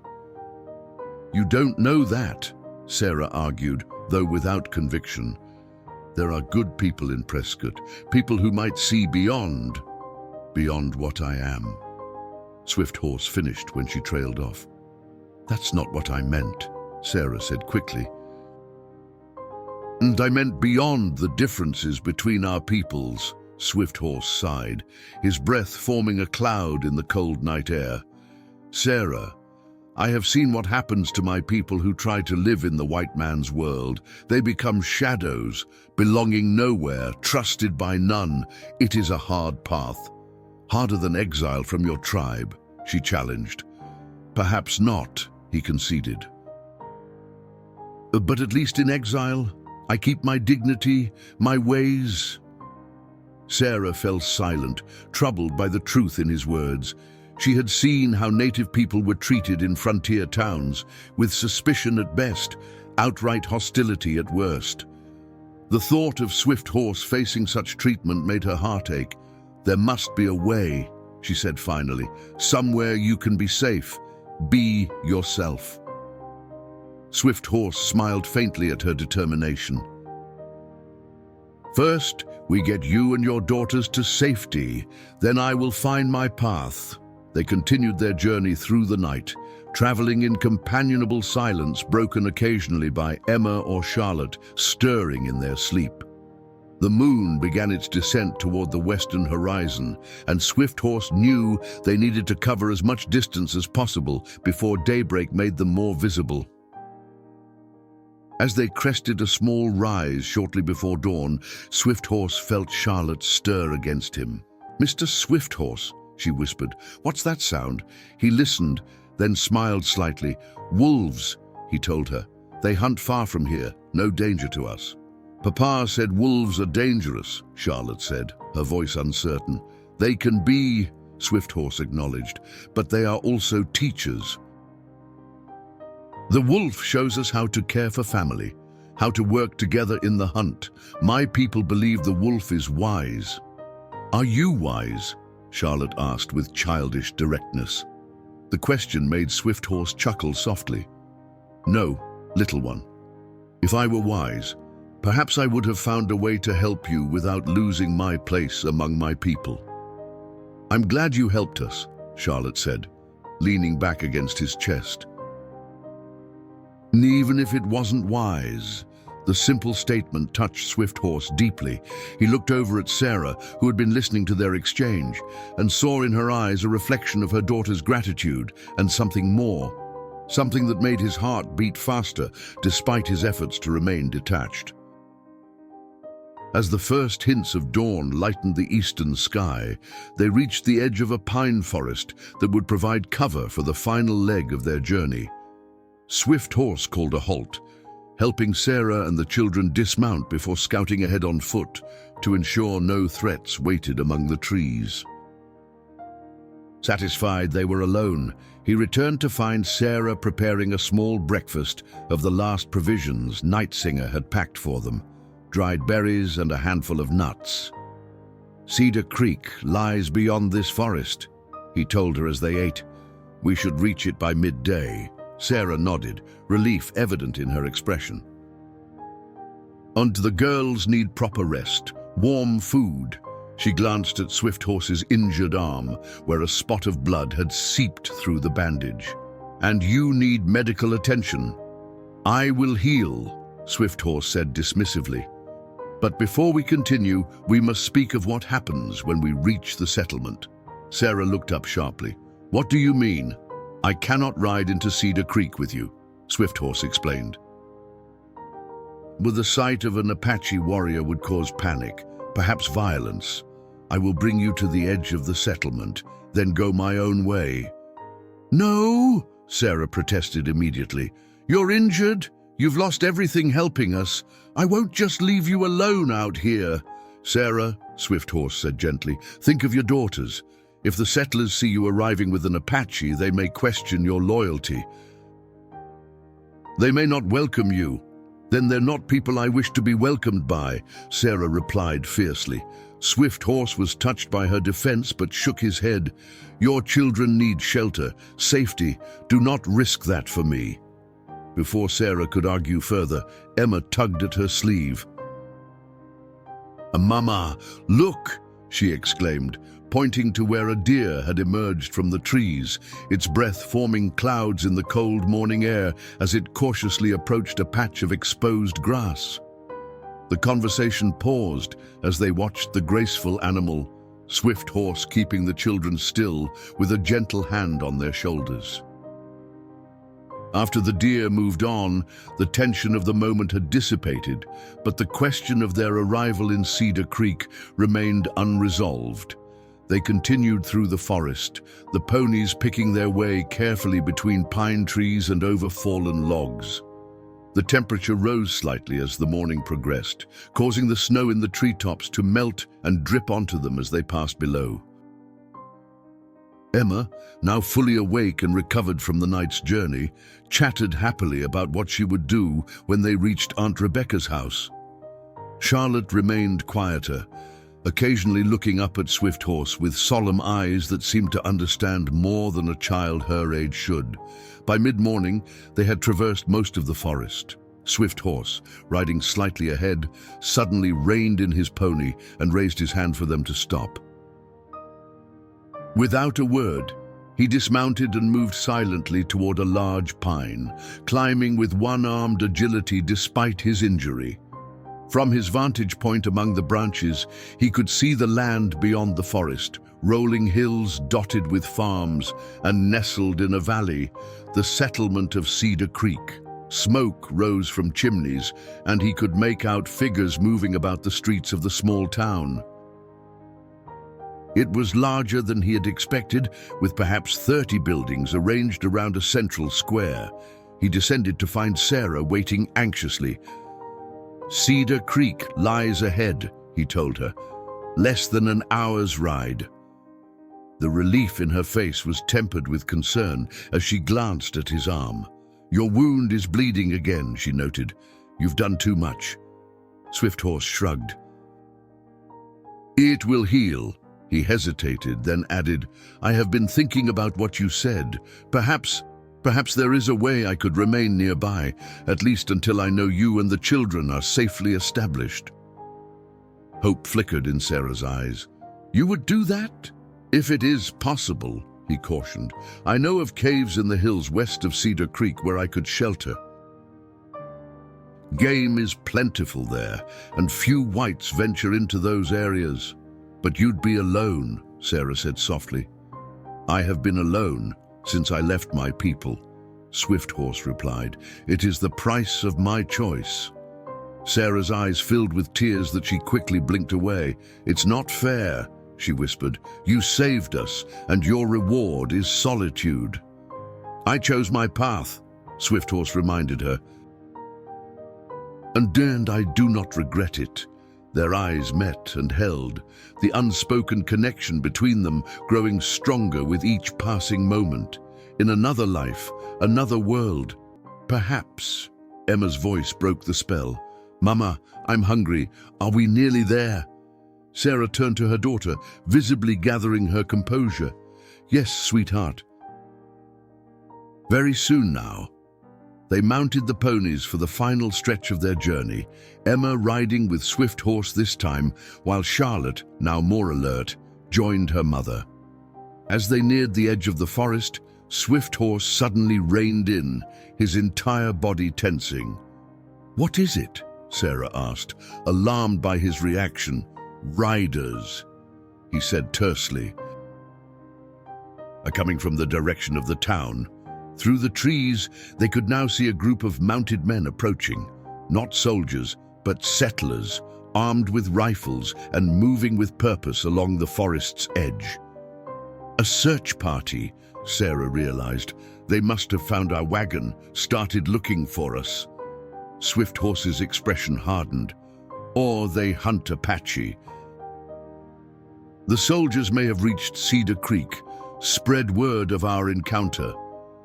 The riders were still some distance away, but moving steadily closer. Soon they would be visible to anyone looking in their direction.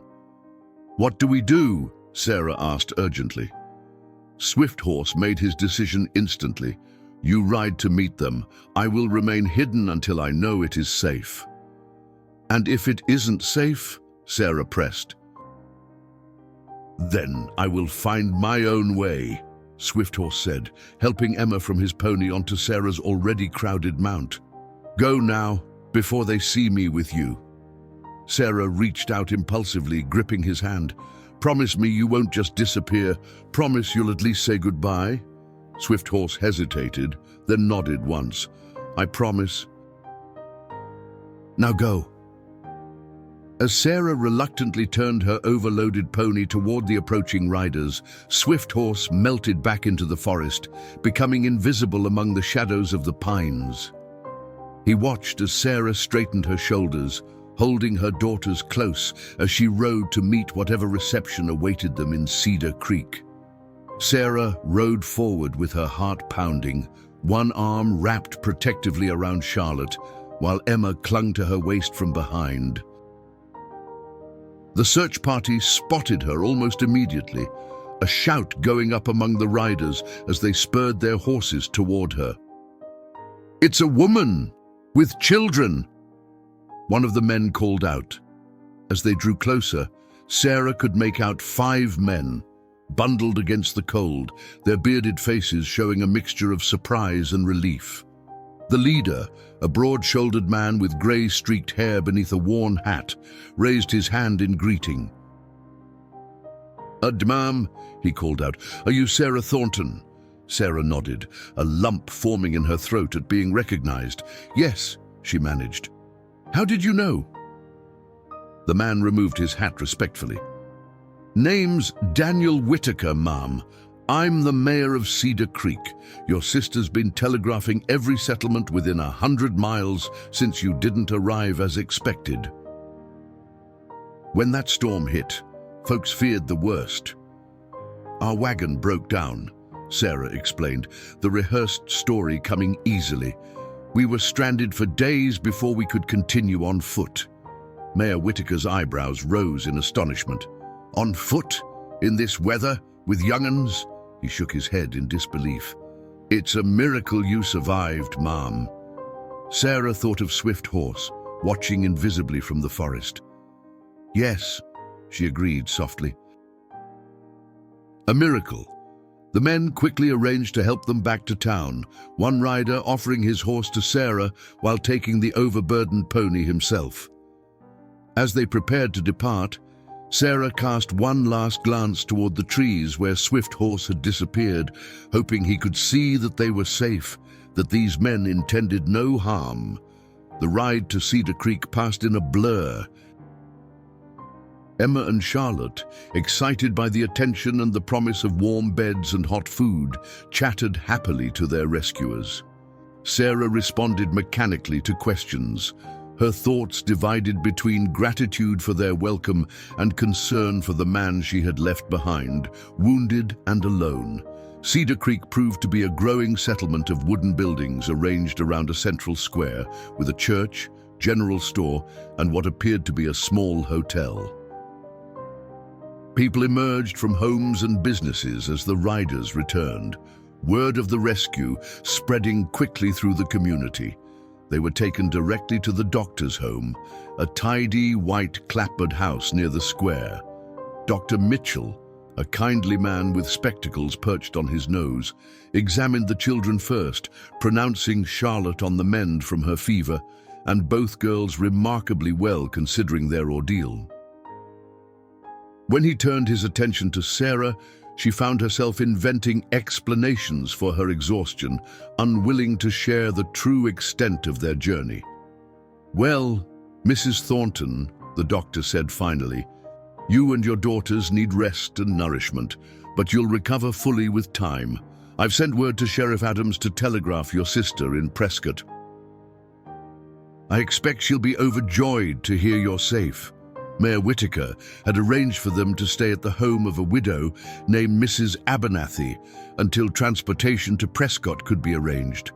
The older woman welcomed them warmly, fussing over the children and showing them to a small but comfortable bedroom at the rear of her house. After a hot meal that the girls fell upon with enthusiasm, Sarah put them to bed, singing softly until they drifted off to sleep.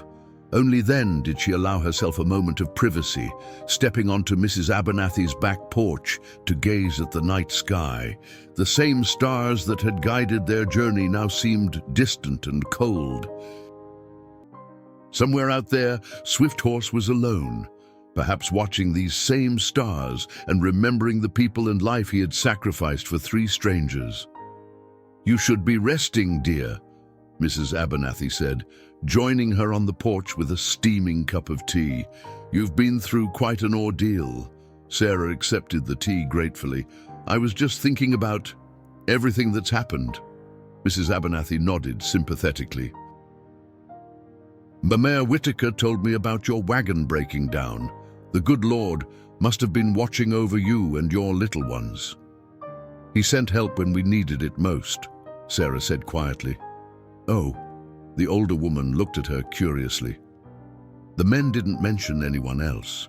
Sarah hesitated, then made a decision. This kind woman deserved honesty, even if not the complete truth. "Someone helped us along the way. A traveler who showed us the path to Cedar Creek. How fortunate," Mrs. Abernathy remarked. "In these dangerous times, with Apache raids and outlaws about, a lone woman with children. Well, you were blessed indeed to find a good Samaritan." Sarah looked down at her tea, guilt and frustration warring within her. How could she explain that the dangerous Apache this woman feared had been their salvation? That he had lost everything to ensure her children's safety? Yes, she said finally, very blessed. The next day brought a flurry of activity. A telegram arrived from Rebecca, expressing tearful relief and promising to arrange for a stagecoach to bring them to Prescott as soon as possible.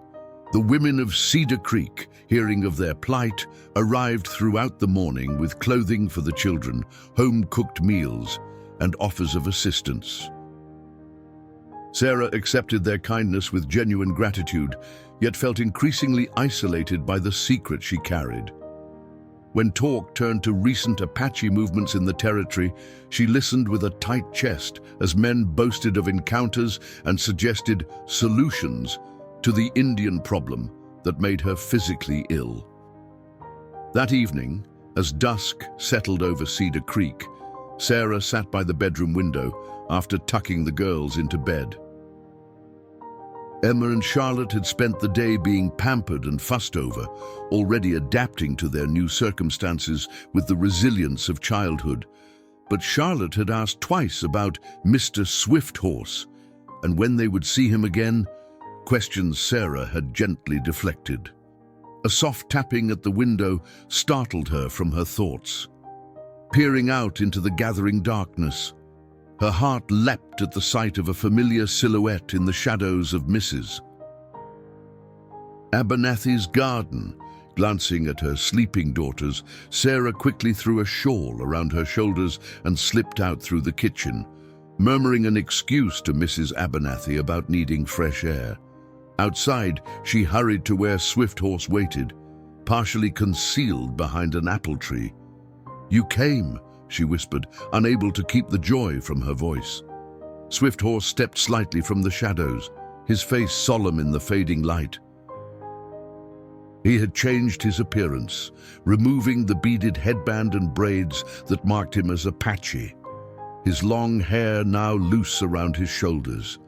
He wore a simple buckskin shirt with a trader's coat over it, clothing that might allow him to pass for a half-breed scout or guide rather than an Apache warrior.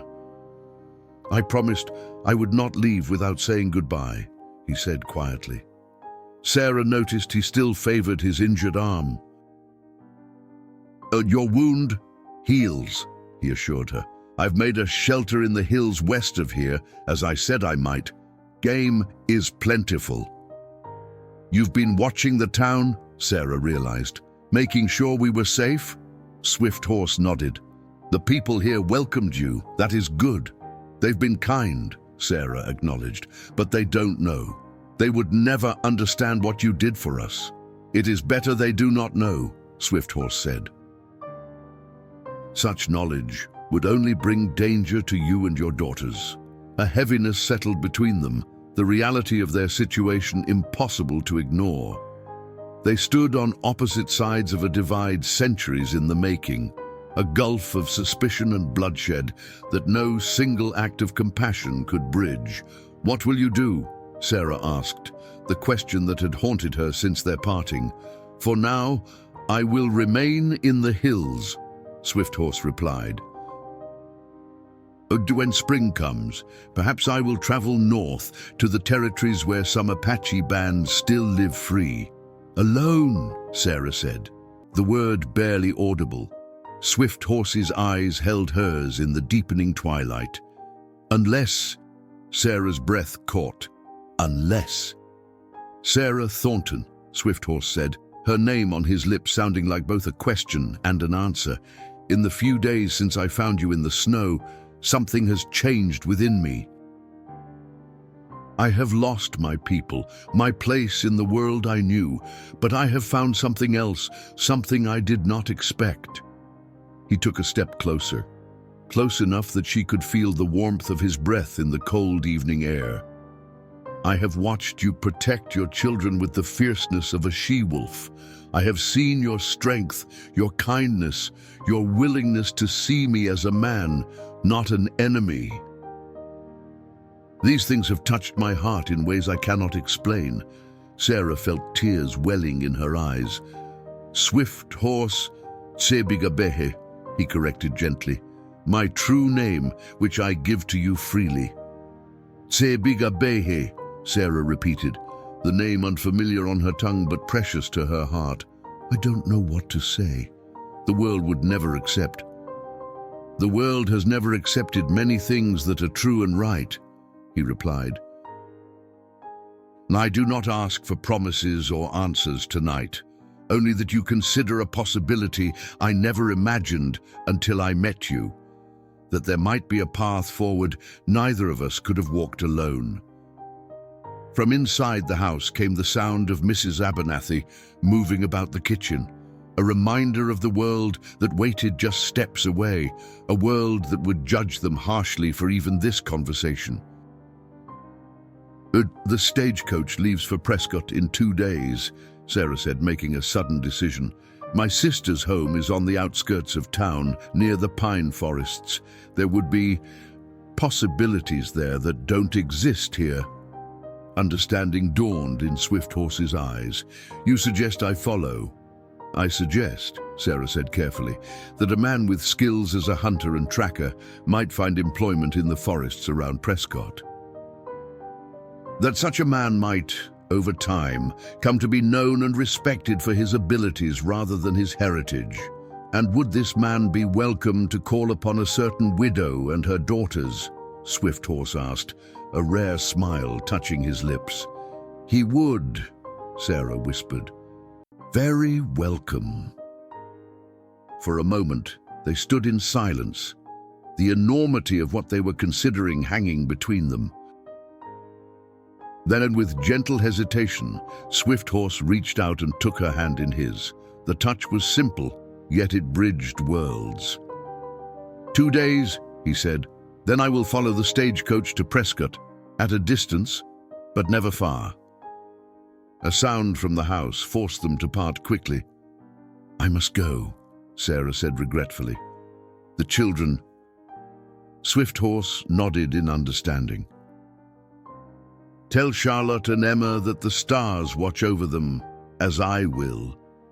You've become important to them, Sarah said, to all of us. Before she could lose her courage, Sarah leaned forward and pressed her lips briefly to his cheek. Be safe, she whispered. Find us in Prescott.